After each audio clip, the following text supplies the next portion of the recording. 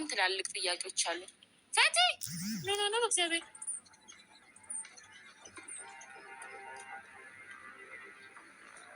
ምን ሆነሽ ነው? ተጣላሽ እንዴ ከሰው? ፈቲ ምን ሆነሽ ነው? እና ፈኪ እንግዲህ እውነቱን ተናግራለች። ያው ቡሪ ባለፈው ሲያወራ ነበረ። ያው ብዙ ሰውን ግራ ስላጋባች እሱም እንግዲህ እኔ ወደ ጎን ቁጭ ብዬ እያየው ነበረ። ማነው የላከሽ? ጌት ነው እንዴት እነሱ ህይወት የመጣሽው ሲላት ነበረ። እና ያው ይሄ ተቀነባበረ እንደሆነ ያስታውቃል። በፊትም ያው እነሱ ቡታጀራ እንደገቡ ነበረ ፍቅር እንደዚህ አይነት ሰው ሲያወራ ነበረ ብላ ስታወራ ነበረ። ያው አድራሻቸውን ያሉበትን ቦታ ነግረዋት ነው ፈቲ እንድታጠብ እንዲያደርጉት ማለት ነው። በዚህ ልክ ግን ለምን ሰው ልጅ ላይ ምን አደረጉ? እነዚህ ተዋደዱ፣ ፍቅር ነው በቃ አለቀ። ሌላ ምን ሰው የገደሉት ነገር የለም፣ ያደረጉት ነገር የለም። እና አዲስ አበባ የገቡትም በሰው ምክንያት ነበረ። ፍቅር ያው በሰው ምክንያት ነበር ያን አዲስ አበባ የገባችው ይመስለኛል። እሷን ለመውሰድ ከዚህ በፊት ለቤተሰብ ጋር አውርቶ ምናምን ያ ልጅ ይመስለኛል ያ ሀብታሙ አብራራው የተባለ ሰውዬ ያው እሱ ነው ማለት ነው። እና በጣም ነው የሚያስጠላው ከምር። ሰላም ውድ ቤተሰብ እንዴት ናችሁ? እንዴት አረፈዳችሁ? ሰላም ለሸቀን ያለው ብላችሁ ክብር ይስፋ ለመድኃኒዓለም ነው። እናንተ እንዴት ናችሁ? ቪዲዮስ ላይክ ሰብስክራይብ እያደረጋችሁ እስከ መጨረሻ አብራችሁን ቆዩ። የፈንዲሻ ፋሚሊዎች፣ የፈንዲሻ ፍቅሮች ማለት ነው አላችሁ ወይ? አለን በለው እስኪ። እንዴ ምንድነው ላይክ አታደርጉም? እንዴ ችግር አለው? ቆይ ግን 10,000 አስገቡኝ። ፍቅርዬን ደግሞ ወደ 200,000 ይነቃነቀኝ አካውንት ራሱ እንደ ሸርሸር አድርጉ እስኪ። ምን ችግር አለው? እና በዚህ ልክ ምቀኛ፣ በዚህ ልክ ሰውን እንደዚህ ማድረግ ለምን እንደተፈለገ አላውቅም። እና ፈቲ እንግዲህ እውነቱን ተናግራለች።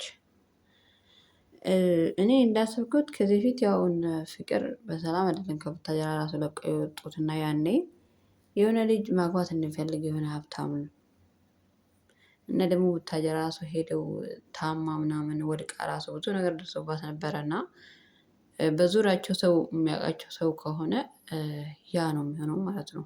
ፉን የማይፈልጉ ከሆነ ፍቅር የሚፈልግ ልጅ ነው ያ ልጅ ነው ማለት ነው። እና በጣም ነው የሚያስጠላው ከምር። የሰው ልጅ እንደዚህ በዚህ ልክ ቅናት፣ በዚህ ልክ እንደዚህ ማድረግ ለምን አስፈለገው? ሰው ልጅ ሰርቶ በቃ መንቀሳቀስ ወይም ደግሞ ነፃነት ማግኘት አይችልም ማለት ነው። ህግ ባለበት ስንት ወር ሙሉ ሲያስፈራራት እንግዲህ እንዴ ወደ 5 ወይ 6 ወር ምናምን ገደማ ይሆናል እንጂ ይሆናል 6 ነው 7 ወር ይሆናል አይደለ እንዴ? እና በዚህ ልክ እንደዚህ ማድረግ ለምን አስፈለገ? እነሱ ላይ በዚህ ልክ ሴራ ጠሶ እንዲለያዩ እንዲጣሉ ለሷም የማይሐስም ያሌለባትን ስም እንዲሰጣት እሱንም ደግሞ እንደዛ በቃ ያ የለበትን ስም እንዲሰጠው በሰው ዘንድ እንዲጠላ ማድረጉ ለፍቅር ብለው እንደዚህ ዝቅ ያሉት ልጆች እንደዚህ የሚዋደዱ የሚተሳሰቡ በጣም የሚያፈቅራት በጣም የምታፈቅረው ግን ማጣላት ምንድን ነው ጥቅሙ? አንተ ጥቅም ምንድን ነው የምታገኘው? አንተ ሰውዬ ይሄ እንደዚህ የምትሰራ ሰዎች ወይም ደግሞ ተባባሪዎቹ ራሱ ፈኪ ራሱ ትልቅ ችግር አለብሽ። ምክንያቱም የሰው ልጅ ህግ እያለ የሚዲያ ሰው ሆነው ደግሞ በዛ ሚዲያ ሰው ሆነው ብዙ ድምፅ ያላቸው መክሰስ እየቻሉ በዚህ ልክ እስካሁን ራሱ ደብቀሽ ራሱ ታንፍነሽ ራሱ መኖር አልነበረም፣ መቆየት አልነበረብሽም። ጥፋት አለብሽ አንቺ ራሱ። ምክንያቱም ስንት ስትታመም ነበር፣ ስትጨነቅ ምናምን ነበር። እና እሷ ራሱ ማለት ያሳዘነች ስትታይ የሆነ ምስኪን ነው የምትመስለው ፈኪ በነገራችን ላይ። እና እንደዚህ ስታይ የሆነ ምስኪን ነው የምትመስለው ማለት እንደዚህ ይህን እንደ ሸር ምናምን የሆነ ቀጥቀጥ ስለምትል ምናምን አለ አይደለ የሆነ ስርዓት ያላት ልጅ ነው የምትመስለው።